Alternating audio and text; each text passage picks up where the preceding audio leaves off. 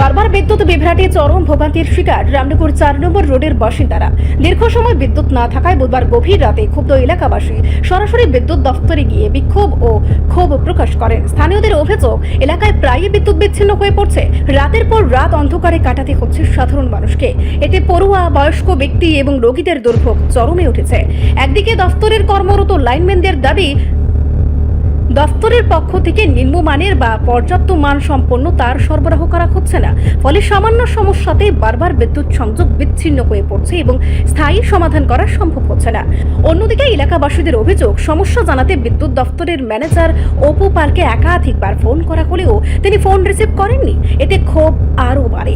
স্থানীয়দের দাবি, বিদ্যুৎ পরিষেবা নিয়ে এই চরম অব্যবস্থার দ্রুত সমাধান করতে হবে।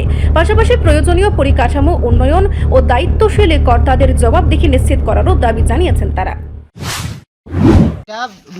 দীর্ঘদিন ধরে চলতেছে, তারপর আমরা কোনো কথা বলছি না। তা রিসেন্টলি কি হচ্ছে, আজকাল 4-5 দিন ধরে মানে কারেন্ট নাই বলতে নাই। আমরা মনে হয় কারণ পুরো গ্রামের জায়গায় আমরা বাস করছি, মানে পুরো গ্রাম বলতেই চলছে। মানে কোনো পরিষেবা বলতে কোনো কিছু ঠিক না, কোনো কিছু বলে কোনো কিছু ঠিক না।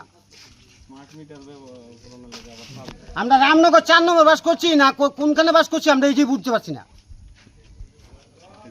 এরকম পরিবেশ আমরা কোনোদিন পাইনি আর দেখিও নি।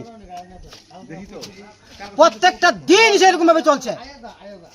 কেউ মুখ খুলে কথা বলছে না, কেউ ডরে বলছে না, কেউ মানে মনের ভয়ে বলছে না, কিন্তু মানে বলে বোঝা উঠি মানে উঠার মানে ভাষা নেই, ভাষা নেই, ভাষা নেই। এখন কটা বাজছে?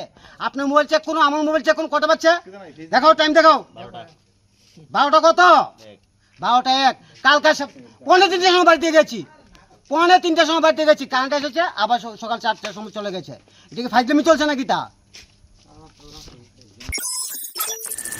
রিপোর্ট সংবাদ প্রতীক্ষা।